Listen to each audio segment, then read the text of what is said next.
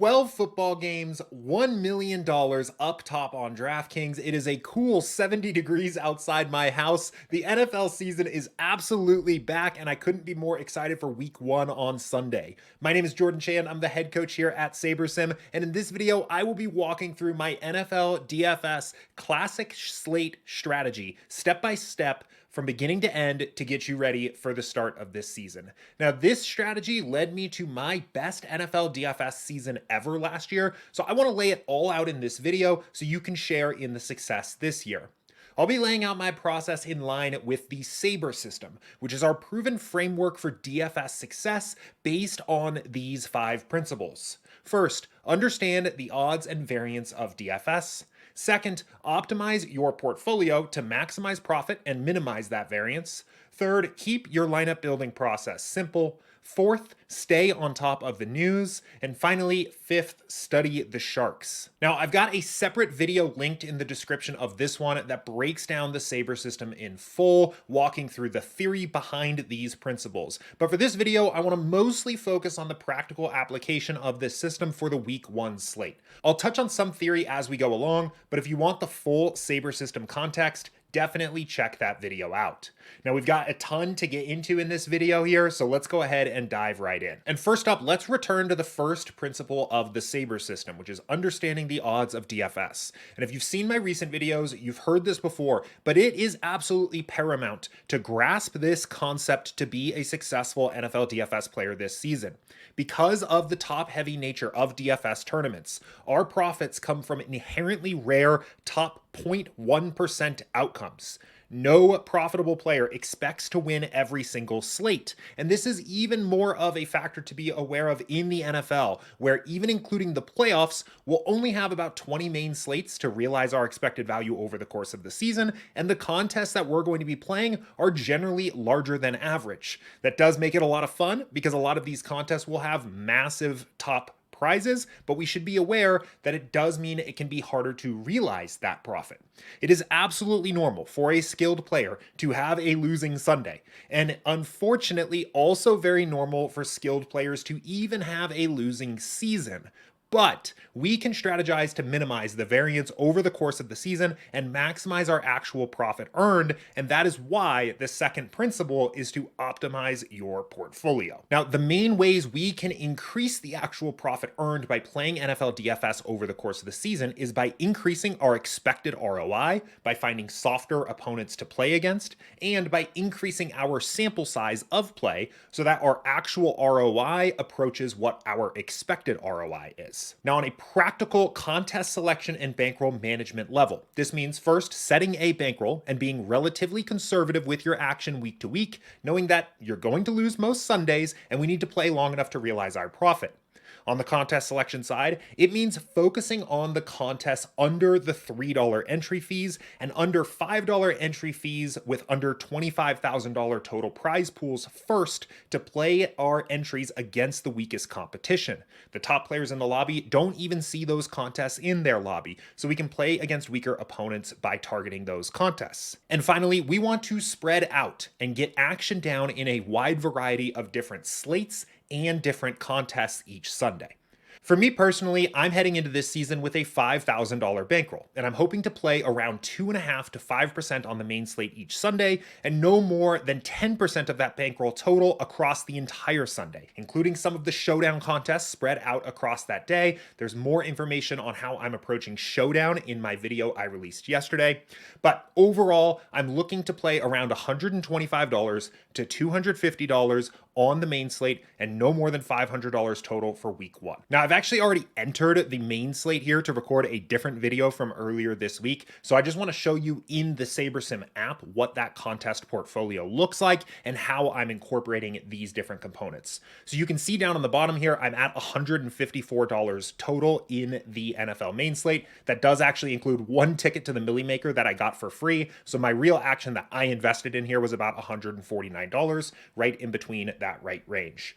You can see that I've entered everything into contests that are under the $3 range here, or for the contests that are at or above the $3 range, accepting that Millie Maker entry there again, the prize pool is under $25,000. I'm also getting 236 unique entries in play for just $150. So I'm getting a wide sample of different contests to play. I'm playing them against the weakest opponents, and I'm getting a lot of different unique entries in play. So I have a lot of different shots at a first place prize on Sunday in the main slate. But one of the other ways that we can increase our sample size of slates played over the course of the season, while also decorrelating our total action played on an NFL Sunday, is by also playing the early and afternoon only slates. These slates are not completely independent from the main slate, but they're also not 100% correlated to the main slate because they don't share 100% of their games with the main slate. Or rather, some of the games that appear on the main slate are obviously not on the early or the afternoon slate. So because of that, rather than just dumping a full $500 into the main slate, I'd rather spend about half of my entries that I'm going to play on that main slate and then spend the rest in some of the other side slates. As a very practical example to kind of understand why I'm doing this, imagine you nail most of your picks that are on the main slate. You have the right exposures to a lot of the top plays, but you take a really strong stand on, say, the Miami and Jacksonville game, and you're totally wrong on that game. Now, this has the potential to completely ruin your main slate and your early slate entries, but in this hypothetical, your afternoon slate entries would still be live. If you had just put that $500 down as extra action on the main slate, your action for the Sunday would be totally dead. But in this example, if you're playing some of that action into the afternoon slate, a portion of your entries are potentially still live. It doesn't necessarily mean you're going to win, but they were not killed by being particularly wrong on that game. So I'm going to quickly enter into the early and afternoon slates on this video as well, and then I can show you what my overall contest portfolio looks like for Sunday. And I will also note before I do this that you can certainly incorporate other slates like the Thursday to Monday. This week we have a Friday to Monday, there's a Sunday to Monday, there's a primetime slate. Those are all totally fine to also work in. I personally don't love playing slates that extend multiple days. That's just a personal preference, but those can be other ways to get additional slightly decorrelated action down from what you're playing on the main slates. I would still overall recommend that you avoid exceeding 10% of your total bankroll spent on any set of NFL slates that share games, just to avoid a situation where you're exposing yourself to too much risk week to week. But let's go ahead and get me entered into the early slates and the afternoon slates here. I'm going to use the exact same system I used to enter the main slate entries. So for the early slate here, let's go ahead here and take a look. The way I typically do this is I'll pick the classic slate, the game type, I'll pick the particular slate here. I will set the maximum to $5 as the entry fee. Look at guaranteed prizes, hide this annoying tooltip that always pops up, and then sort lowest to highest entry fee. Now, one other general kind of threshold that I like to use is I don't play any contests that aren't paying out at least what I'm playing on roughly the main slate, like the high end. So basically, I was willing to play up to $250 on the main slate here. I'm not going to enter any contests on these side slates that pay out less than $250 to first. Really, all it is just a way to eliminate some of the very low entry fee contests that kind of clog up and fill up the DraftKings lobby. That's just a rule of thumb that I use for my contest selection. So I'm actually going to skip the dime time. Certainly nothing wrong with playing it here, but it just pays out $100 to first. I'm not even going to bother with it. If we take a look here, is there a quarter jukebox? Let's see how the quarter jukebox plays out $250 to first. So I'm going to go ahead and play that. That seems like a fine place to start here. We'll put a dummy lineup in here, enter that. And remember, I've already played $150, so I roughly have to work with here, say another $350. I would be willing to play up to $500 across all of these Sunday games here, but it doesn't necessarily mean I'm going to force that. I really just want to find a comfortable lineup portfolio where I'm playing a lot of entries and playing it against soft competition. So if I keep looking here, let's continue to dig in here using the multi-enter feature this time here. So we'll get another 19 into the quarter jukebox. Then we get to the mini-max here. We'll go ahead and dump 150 into that contest. The first down we'll go ahead and play as well. The daily dollar here as well. Probably what is going to end up happening here is a pretty similar portfolio to what I played on the other slates. So the safety we'll go ahead and enter here. And the play action, we start to get to these contests where we are going to see tougher opponents. This is a $3 contest, but it's above a $25,000 total prize pool. We will see some tougher opponents. I'll go ahead and jump into this pylon here, and I will also go ahead and jump into this cover 4, which are both under $5 and less than a $25,000 total prize pool. So those look good. And this will probably be my portfolio here for the early slate. Okay, now let's jump over to the afternoon slate. We're going to do a very similar system here. And if we end up with a similar portfolio in that contest, you'll see what I'll probably end up with here is about $150 roughly into each of those 3 different slates, about $450 total on the NFL Sunday overall, which everything's adding up there pretty good. I'm less than 10% total of my bankroll in action for the day of games overall, and I'm playing a wide variety of different slates and contest types. So let's take a look at that afternoon slate, which is right here. It's the 4-game slate here. It looks like there is an afternoon turbo as well, so we might take a quick look at that just to see what that looks like here. Let's take another look at the dime package, also similarly small here. The quarter jukebox is pretty small as well, so I might just skip those entirely. Again, nothing wrong with playing them. It's just kind of a rule of thumb that I use to simplify my entry process. We'll go ahead and get started with the Minimax again here. So let's pop a placeholder lineup into the Minimax and look at the next lineups again here. And we'll do another 149 into the Minimax. We'll play the first down. Let's see. Not looking at just tournaments. There we go. That's better. We'll play the solo shot. We'll probably skip the single back here. Skip these winner take alls.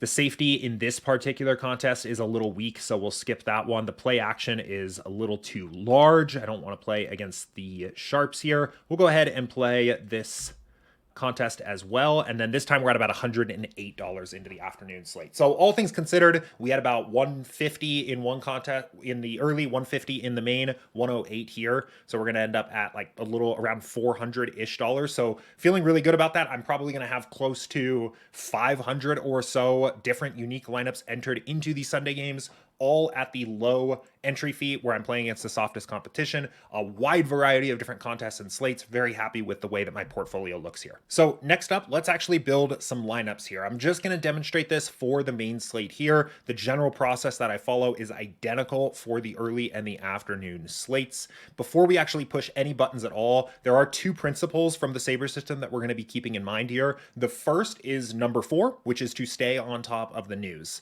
And this is going to come more into play in a few minutes when we talk about late swap, but for the purposes of actually getting your lineups in before lock, we also want to make sure that we build with the most up-to-date information as possible. Fortunately, the NFL makes this very simple for us compared to something like NBA. We will get final inactives reports for each team 90 minutes before the games kick off, and SaberSim will run our final simulations for each game 60 minutes before those games kick off. So you can check in Discord in the NFL Lineup Alerts channel, or by hovering the refresh projections icon in the upper left here to verify that those final sims complete around 45 to 50 minutes before lock. They take about 10 minutes to run, and then at that point, you are good to build your lineups. Now, the second relevant Saber system principle here is, of course, to keep your lineup building process simple. But perhaps even a better way of looking at this here is using a simulation-based approach like SaberSim gives you the privilege to keep your lineup building process simple, letting you use that extra time to do more research into the slate, play more slates and lineups. As you can see here, we've got a lot of lineups to fill and a lot of different slates to play, or you'll just have more time for other things on your Sunday. Traditional optimizers require a ton of time and effort because they don't understand what makes a good lineup on their own, so you have to program all of the rules to get them even close to competitive lineups. Every lineup you build on SaberSim, as we'll see in a moment here, is literally the perfect lineup for a specific script of the way the slate may play out. So they're already going to be accounting for the full ranges of outcomes of players, correlations, and all of the other things you need in your lineups to be successful. So I'll show you how you can add your takes to your portfolio here in just a second, but you should strive to keep a simple and time-efficient process this season. It will let you react react faster to late breaking news when it comes out. It will allow you to play a larger portfolio of lineups and slates and feel comfortable doing that. And it will make it easier for you to act on the spots that you actually do care about on the slate. But let's actually jump in and build some lineups, and I'll show you what it looks like for me. I do first just want to mention, because I had already uploaded this entries file, the way that you actually get your entries uploaded here into SaberSim. If you don't have an entries file already loaded, you will see a prompt to do it. It will look something like this. All you need to do is click download template file from DraftKings, which will automatically go grab the file from DraftKings, and then you can drag and drop it in here. In this case, I'm getting a notification that it's going to overwrite things, which is fine. And then it's going to go ahead and pull in the contests here. The really cool thing about this is if you're on the SaberSim Ultimate plan, is this is already going to create all of the different contest sims that you need for this particular slate. We'll see more on that in just a second, but we've got the associated contest sim for each contest that we're playing here. Now let's hop over to the build screen here and we'll actually start building some lineups. And this is really where keeping your lineup building process simple starts to come into play. I don't really make any changes up front here for the most part. There are a couple things that I like to tweak. In general, the only things I would make adjustments to when it comes to before you've built lineups is what I call your deal breakers. Anything that you know about your lineup that under no circumstances do you want to play that lineup. There is a 0% chance that you're interested in playing that lineup. And that should be a pretty high bar. You don't want to go crazy filtering players in or out at this step or going crazy with lineup rules or anything like that. I'll show you what typically ends up being my deal breakers here.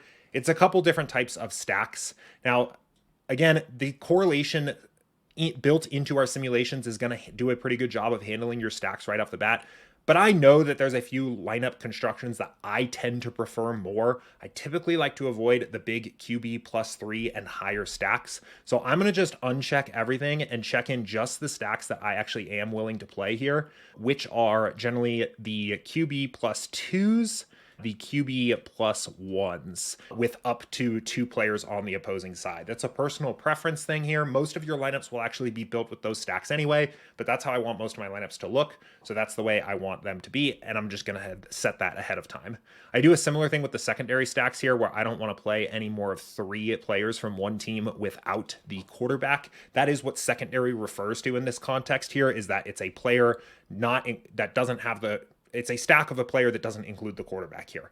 Again, the correlation slider is going to do a really good job of automating this for you. This is just a personal preference of mine. It is one of my deal breakers. I know that I want my NFL lineups to have these constructions. It's also worth noting here, since we are doing the main slate, but I'm going to be playing the early and the afternoon slates as well, that once slates get down to, say, about 4 or 5 games, I just won't even do this at all. I'm much more comfortable playing larger stacks on stuff like 4-game afternoon slates. But I'm not going to make any other changes to player projections, exposures, anything like that. I want the sims to handle the rest of the lineup construction process from there. So I'm just going to go ahead here and kick off my building some lineups.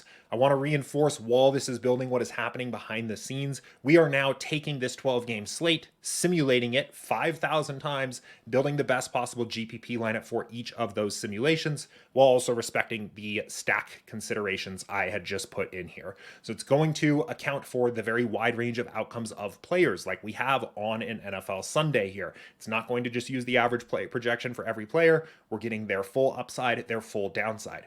It's going to incorporate correlation.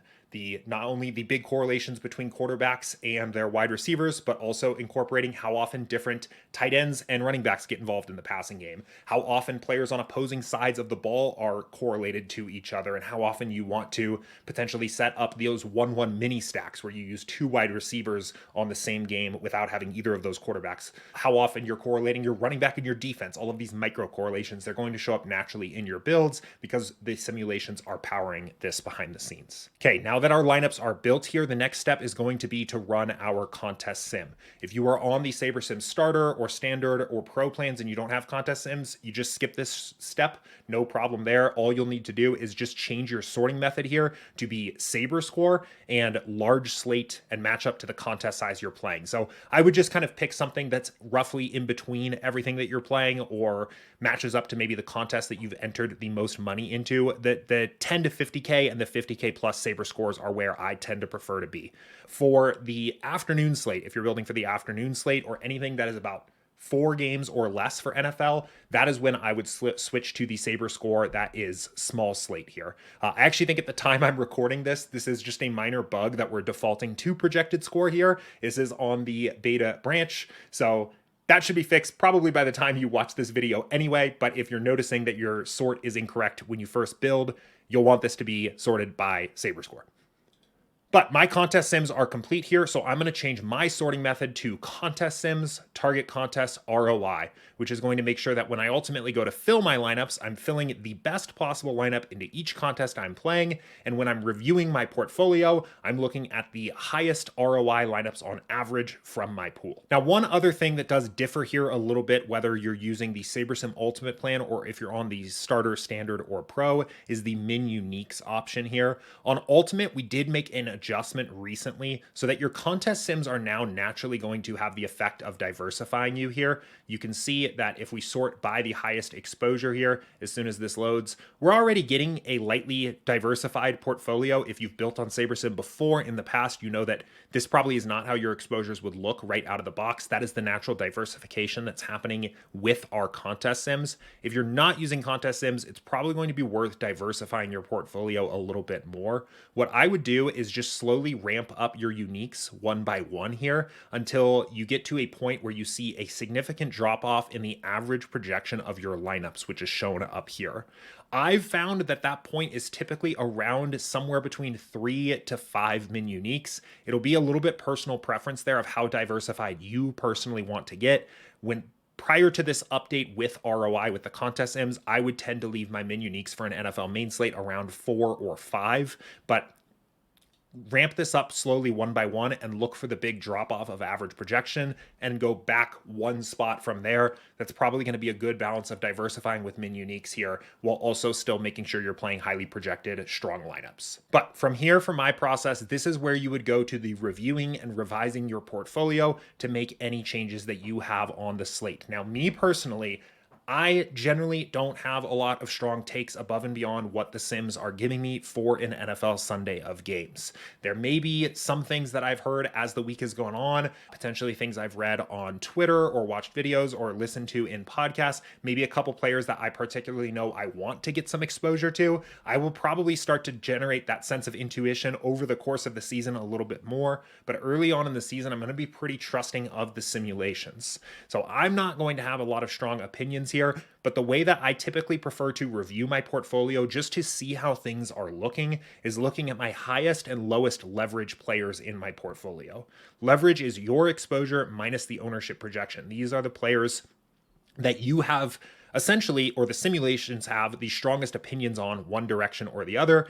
And this should match up to your intuition of how to play the slate, right? You should take some ownership of your build at this part here. If you disagree with what you're seeing as the highest and lowest leverage players, you can make an adjustment to their min and max exposure to bring their leverage a little bit more in check. So I would typically take a look at the top overall players here and just make sure I'm happy with what I am seeing and that this checks out with how I think the slate should be played here. And you can make any adjustments here to get players in a better spot of the leverage curve based on how you feel about those particular players. So I typically look at, I want to say, the top 5 to 8 highest and lowest leverage players from my pool.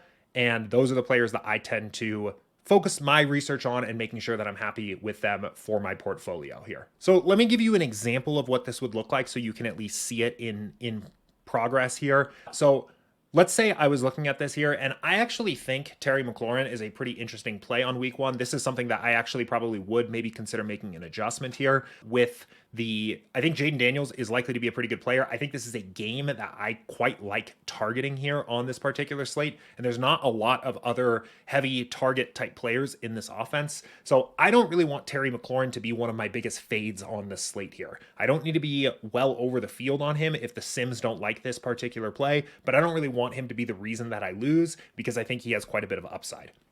So how would I go about making an adjustment here? Well, I want his leverage to basically be 0. I don't want a strong stance on Terry McLaurin. I don't want a fade stance on Terry McLaurin. So I can do that by setting my minimum exposure to about 19%, which will make my leverage to Terry McLaurin 0. SaberSim will update, refresh your lineups here, find the next best 236 lineups that are now listening to all of the new exposure settings that I've set in place here. As another hypothetical here, let's say I really like CeeDee Lamb on this particular slate. I do think this is a game that people are overlooking a little bit. CeeDee Lamb was obviously amazing last year, and I think the Browns-Cowboys games on week 1 could just be a potential shootout opportunity. It's a game I want to get more exposure to, and I want CeeDee Lamb to be one of my top plays. So we see CeeDee right here, projected for 17 points. Ownership is 7%. Right now, I am slightly over the field on CeeDee Lamb, but I want CeeDee Lamb to be one of my top plays. So how would I go about making CeeDee Lamb one of my top plays? Well, if we look back at the exposure column here, we can see that my top overall exposure is Taysom Hill, who has a 32% leverage, and then it goes down to Kenneth Walker, who has a 20% leverage, and from there it's kind of an even curve. So I can think about now, how much do I like CeeDee Lamb? Is CeeDee Lamb far and away my favorite player on the slate? Is he kind of a top 3, top 5 type player? You want to make an adjustment to your min and max exposures so that the player fits into your leverage curve where that player fits into your opinion on the slate, but no more than that. I don't need to, even if I loved CeeDee Lamb and he was my favorite player on the slate, I don't need more than, say, 38, 40% exposure to him to make him my top leverage player on this particular slate.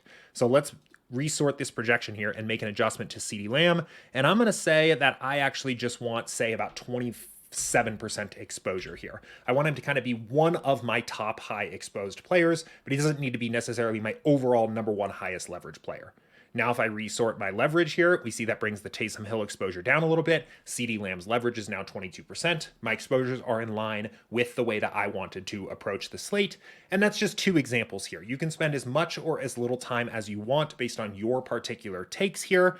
And the best part about this, of what's going on behind the scenes, is since the lineups were already built with the game simulations, and we ran a contest sim to identify the most profitable ones from our pool, we always know that we're playing the best possible versions of these different slate scripts that we're playing out in our head here. We don't need to spend so much time with the rules. We can spend a little bit more time on these individual player and game takes if we so chose. Now, if you are a highly opinionated player and you make a bunch of adjustments to individual min and max exposures, you may find at some point that we're unable to match all your required exposures here. You'll see a message that says, we can't fit everything you're trying to do. If that happens, click this rebuild lineups button here in the upper left. We will rebuild you a new pool of 5,000 lineups, this time building your foundation of lineups based on the exposures you've set so far. Now, you should be aware in that case, you are essentially disagreeing with the Sims. We gave you 5,000 lineups of the way that we think the slate is going to play out, and we couldn't give you however many you needed based on all your exposure requirements. So you're disagreeing with the Sims, which is okay if your research is sound and you can back that up with data. But if that is a good opportunity to pause, check yourself, and make sure that you really strongly agree with everything you've inputted so far. If not, you can start backing off some of the exposures that maybe feel a little more extreme than you want so that we can find you profitable lineups to play from the pool we've already built. But let's say I'm happy with this here. I've reviewed my portfolio here. Maybe I've taken a quick look overall at my team and game stacks to make sure I'm happy with that. My stack exposures obviously look good because I've already made some adjustments there before we even built. Now I'm ready to actually fill these into my contests. The next step here is going to be to change to the multi-fill option here, which is what I recommend you use. I also like to sort by the fee or the prize pool here to make sure that my top lineups are going into my most expensive, highest prize pool contests, and then double check and make sure unique rank is selected here to make sure that you're putting a unique lineup into each of your contests. Then when I click save, what's actually happening here behind the scenes is SaberSim is sorting by the ROI for each specific contest, adjusting the portfolio of lineups to match any individual min or max exposures I've set, filling the number of entries that go into that contest, eliminating those lineups from the fill for the rest of that particular fill, and moving on to the next contest. So if that sounds confusing, all you really need to know is we are filling contests one at a time using the specific contest sims for each contest, listening to everything else you've told us to do, whether that's uniques, whether that's exposures, all of that kind of stuff. So from here, all we would need to do now at this point is actually get this entries file uploaded to DraftKings. So we can click this little button here in the upper left, right next to the contest tab, which will take us over to DK, and we can go ahead and get that uploaded, and I would be ready to build for the slate. Or I'd be ready to play for the slate. Now, one thing to keep in mind here is if you're also following my recommendations about your contest portfolio, You may also need to take some time during this window for your early slate lineups and potentially for any early game showdowns that you're playing in that first lock. So give yourself enough time to get everything done. When it's my play, I will actually typically run all of my builds and then run all of my contest sims after the final sims complete an hour before. So after we get those final projections, I'll go through, I'll build my lineups, I'll run my contest sims, and then I will fill everything, having made no changes whatsoever, and then come back to review exposures, make any tweaks or whatever else I want to do, focusing on my top slates first. So just to be clear, if it was actually lock right now and we just completed those final sims, I would sit down and I would build my early slate lineups and I would run the contest sims there. I would build my main slate lineups and I would run the contest sims there. I would run any individual showdowns that I'm playing here in this mix and run my contest sims there. Then only after everything has been filled with good lineups would I come back to the main slate first, because that's my most important slate. That's the one I care about the most here, and make any adjustments to my exposures, review, fine tune. And if I don't get to the early slates or I don't get a chance to review my individual showdowns, that's fine because I filled them with good lineups based on the contest sims. But that's the most important thing, is making sure that those contests actually get filled if you're following this contest portfolio and playing a lot of different slates and contests. Now, once lock itself passes, we of course still have more work to do here with late swap, which comes back again to principle number 4 of staying on top of the news. Again, this is a spot where the NFL is a lot easier to deal with than something like NBA. We typically just have the one swap window between the early games where those are winding down and the afternoon games are starting to come up here. Our sim schedule works the exact same for the afternoon games, so you can expect those final sims to run 1 hour before kickoff of each game and take about 60 minutes to run. So generally, you can be prepared to late swap your lineup around 3:35 p.m. Eastern time, which is about 40 minutes before these, or about 30 minutes before the 4:05 games start. So you have about a 30-minute window in there. You should plan on doing a late swap during this window for every single NFL main slate you play. Sometimes there's going to be a very obvious player that was maybe questionable heading into the early games that gets ruled out for the afternoon games, and we open up an elite value that you want to swap to. Sometimes we won't have that situation. There won't be a key player getting ruled out, but potentially the inactives reports of these late games adjusted a handful of projections. And also, the SaberSim models team is generally going to be working throughout the early games to make some of our final tuning adjustments to snap counts or target shares or rush shares or usage and things like that in our sims. And those final sims that run before the afternoon games will generally represent our most accurate simulations for those games. But if you are on the SaberSim Ultimate plan and using contest sims, it would be in your best interest to late swap, even if literally nothing changed between the start of the early games and the afternoon games because of our live late swap contest sims. When you late swap on SaberSim, we take each lineup in your entries file and create a dozen or so swap options for those original lineups. And then we run a contest sim on those swap options to find your most profitable swaps.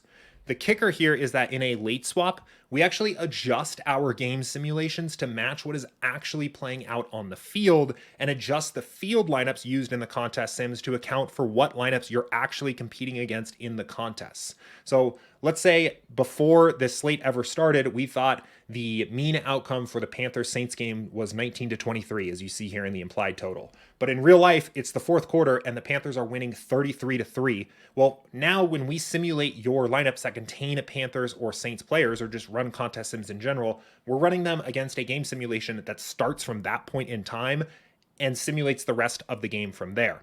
Similarly, if we expected, say, Chris Olave to be 20% owned in the contest and he ends up being 16% owned, we're using that information in your contest sim now and adjusting the rest of the field accordingly. Overall, these things give us a much more accurate assessment of the real ROI of your lineups and your swap options, and it puts you in a position to maximize your ROI, your actual achievable ROI, through the final 4 games of the slate. And that's true whether you are fighting to min cash and kind of having a bad slate overall, or if you're sweating a bink and you have a potential to win. The late swap contest sims are going to help you find your overall top ROI options. Even if you're not using the SaberSim contest sims when you're late swapping, you probably should still run this late swap. You're going to get the opportunity to account for any big or micro projection edges that have changed here. Rather than trying to figure out, should I late swap? You should just late swap to account for those things, but it is massively valuable if you're on Ultimate and using contest sims. So let's talk about what the late swap process here actually looks like. The very first thing you should be doing is coming back around, again, depends on your time zone. For me, it's around 1:35 here. The first thing you always want to check for is this red lightning bolt. If you have a red lightning bolt up here, this means you have players in your entries file that have since been ruled out, that aren't going to play. You want to make sure you get those players out first. And what I typically do for football is just blanket all out players, replace with the best available player. It will find the best projected player, slot them into each lineup where you have an out player, listening to your salary requirements and positional requirements for that team. The very first thing you want to do is just make sure you're not taking a zero. It doesn't happen all the time in NFL. In fact, I would say probably most NFL main slates, you're not going to have a situation where a player actually got ruled out that you had in your lineups heading into the afternoon games. Maybe that happens roughly 30% of the time or so, maybe even less than that. But you always want to make sure you're not taking any zeros in your portfolio. You want to do the quick swap first. Then after the quick swap is complete, then it's time to run a late swap. So we can run a late swap here with this upper left button here, late swap players out of your lineups. We click this, and then it's going to ask you, what contest do you want to late swap? I think for simplicity, you should late swap this all together. And it's going to ask you also your swap method here. So you have two choices. You can either clone current build settings, which will take everything that we did in this existing build that we're looking at and port it over. So mostly it will make sure we still get a certain amount of Terry McLaurin, and it will make sure we get a certain amount of CeeDee Lamb, which is potentially important here because those are two of the afternoon games. We want to make sure that we still have them. Now, I will say that I actually generally prefer to use the defaults here. I don't like cloning current build settings because it suddenly puts a restriction on the way that the builder can build your late swap lineups. And late swaps are already restrictive, right? We had 12 games to start this slate. In the afternoon games, we only have 4 left. Lineups are already going to be pretty restricted on what they can do. I don't want to limit my potential to get the most profitable swap options because of the way that salaries work or positions work and the way that my exposures were set. So I generally prefer to go back to the defaults and do any review after I've run a late swap here. Now, if you spent a lot of time working and fine-tuning your portfolio before lock and you want to carry that over, maybe you should clone your late swap build or clone your late swap from the current build, but you should be aware that that is inherently making your build more restrictive. So I tend to prefer to use defaults here and go back to the default and make any adjustments from there. So we'll late swap 9 contest. This is going to open up a new build here. This will look pretty familiar. It looks about exactly the same as it does before lock. The only thing that I change here is I will typically increase my swaps per lineup as high as it can go. So in this case, oh, that doesn't work the way it used to. We want to set this at, say, 20. Basically, we want to get as number of lineups as close to 5,000 here without actually exceeding 5,000. So 20 swaps per lineup is perfectly fine. That's going to be plenty of lineups here. We will have to make 2 other projection changes to abide by DraftKings rules here again. So we'll do that. And similarly, I will also relax a lot of my stack exposures here at this particular point. It's fine to leave them as I had them. But again, it's a similar situation where if I'm late swapping and the maximum ROI potential for a lineup that I have that is sweating a potential win is now suddenly to triple stack the Seahawks or something like that, I want to do that. And I know it sounds a little counterintuitive because why wouldn't I just do that before lock if I was willing to swap into it late? But keep in mind, we have basically 2/3 of the information the slate revealed to us at this point here. We would have 8 games that are almost complete. There are only 4 left. We have a lot more information about what is going to happen on this slate, what your opponent's lineups look like. At this point, I'm just more comfortable basically trusting the Sims far more to late swap me onto the right plays based on the contest Sims, knowing that they're dealing with 2/3 of the potential information is known on this slate. So I relax a lot of my different requirements here when it comes to my NFL late swaps. So from there, I'll be pretty happy with that. We'll go ahead and build our swaps and give SaberSim just a second to process. Okay, after our late swap build is complete, we want to run another contest sim, but before I actually click that button, I just wanted to show you how you can essentially verify that it's going to take into account live data here.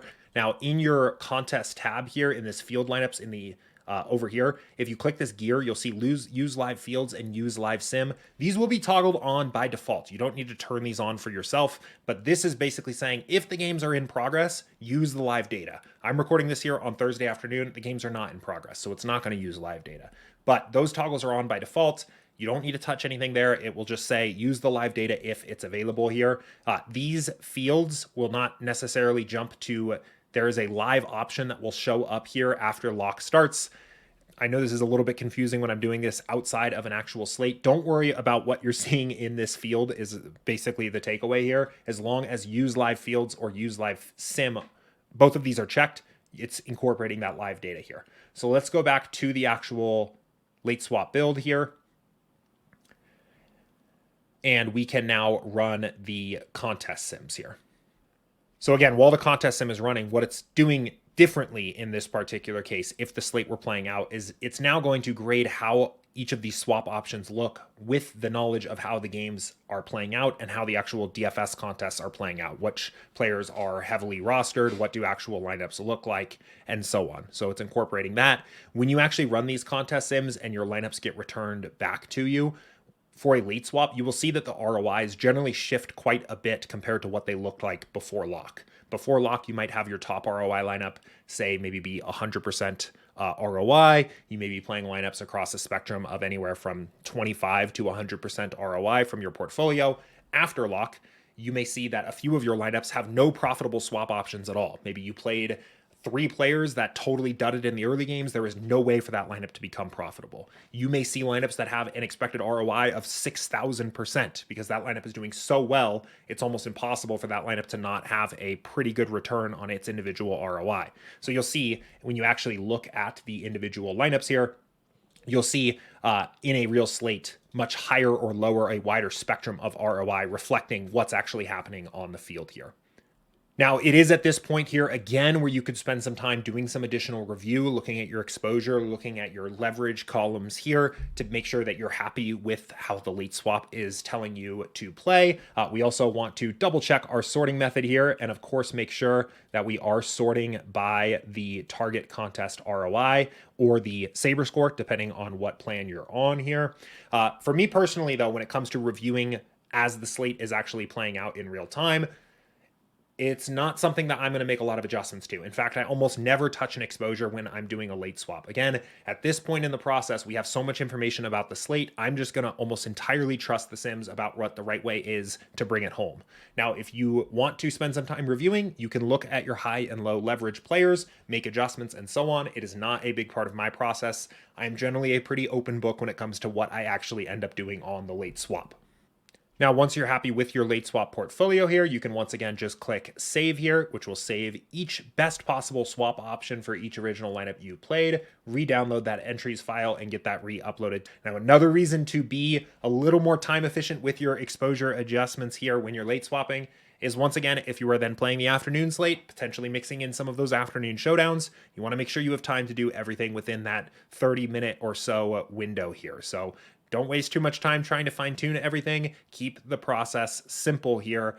Stay on top of the news. Take advantage of what you are getting out of having late swapped at all.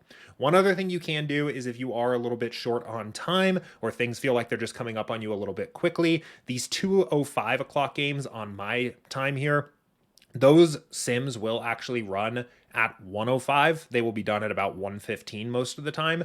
These sims will not have started yet. You can actually potentially run a late swap in that window if you think you are going to be short on time, which does then give you the flexibility to come back and potentially run an additional late swap after those games have started, but before the final afternoon games have started. That's really just if you're in a pickle with time, but just be aware of the fact that every NFL game's final sim runs 1 hour before lock, and because these afternoon games typically have the split lock 20 minutes apart, you have a little bit of flexibility there depending on how you actually want to allocate your time. Now, the final piece of the puzzle here is to review your lineups the next day on Monday with SaberSim's powerful Contest Flashback feature. With Contest Flashback, we take each lineup that was played on DraftKings, each contest that was played on DraftKings, and re-simulate it out using the real lineups played in the contest 100,000 times. And we calculate the expected ROI of each individual lineup and each DFS player that was in the contest. This lets us go beyond what actually just took place on the field on Sunday to see what lineups were the most profitable if the slate played out over and over and over again. This lets us do two important things. First, remember that this is a high variance game, one where we can potentially be losing over and over while actually still playing in a way that would be profitable long term. But when you're in that position, it's hard to know if you're actually playing well or not, if you're just getting unlucky, or if your lineups are actually expected to lose. The first thing I do every Monday morning is check to see what my sim ROI looked like in the contest that I played on that particular slate. So I will go in, I will click the contest. It takes a second to load because these contests are so large. I'll look at the users tab here on the entries pane and look for my username. I typically like to sort by sim ROI and see how I compared against other players that maxed the contest here. Regardless of whether or not I actually lost money on this slate, which it looks like for this slate from last season, I did actually lose money. Sim ROI gives me a sense of if I played well. I'm not expecting a profitable number here every single contest on every single slate I play, but I do want to see a profitable number here most of the time I play. And even when this does end up negative, I want to make sure I'm at least beating the rake so that on average over the course of the year, I'm going to be a profitable player. So I'll poke through most of the time all of the contests I played on a given slate and just see how I graded out there. And again, over the course of the season, I want to see that this is on average profitable. But the second component here of contest flashback is to study the sharks. And this is frankly a big topic, one that I probably will end up recording an entire separate video on later this season. But we can also use contest flashback here to identify the top players in the lobby and study what they are doing in their lineups. So what I will typically do is look at a large field 150 max flagship tournament, the Millie Maker, or even something like the Flea Flicker, anything above that $5 range that is a 150 max tournament. And I will look at the top sim ROI players that are 150 maxing the tournament here and see what their portfolios look like. These are some of the toughest contests in the lobby here, so any player playing these regularly with a high sim ROI with 150 lineups is probably a player that I want to study from and learn from. And I will look at these players here, especially looking for players whose names stick out to me. Elusive Smoke was a Millie Maker winner for SaberSim last year, so we can take a look at his lineups here. And I will look at that player's lineups here to take a look at things like that player's diversification, their overall lineup constructions, any stands that they took. And while you can't go back in time and replay the slate with the information you now have, you will be surprised at how many patterns you start to pick up on looking at some of the top players, things they do similarly, and also over the course of the season after different weeks, you'll pick up on patterns of how they might have handled certain spots or what their lineup constructions look like for certain teams. Many of the strategy tidbits that I drop in my strategy guides across all of the different sports that I've recorded videos on are things that I have picked up on looking at players in this way. So it's a bit difficult here. This is just a random slate from last year. Obviously, we are heading into week 1 of 2024 when I'm recording this video. So I would like to do a video as the season goes along with a slate that's fresh in my mind and call out some of the things that I would actually look for reviewing some of these top players. But this should be a part of your process here every Monday or Tuesday after the NFL Sunday. Spend a little bit of time looking at the top players and see what they did with their lineups and see what you can take away for the next week of game. Now, we had 4 different Millie Maker winners here at SaberSim last season. Elusive Smoke was just one of them, whose lineups we were just looking at here. And we had countless other 5- and 6-figure wins every single week. I can't wait for you to get in on the winnings this year. And to make it happen, remember to play NFL DFS this season using the Saber system. First, understand the odds, optimize your portfolio, keep your lineup building process simple, stay on top of the news, and study the sharks. And whether you're brand new to SaberSim or you're coming back after a break, we've reset everyone's 5-day free trials on our site at SaberSim.com, so you can come check us out for a free 5 days. We've covered a ton here today, but of course, we have only touched on NFL Classic slates. I've got a similarly detailed video walking through my NFL Showdown strategy step by step. You can check that video out next here, and I'll see you next time.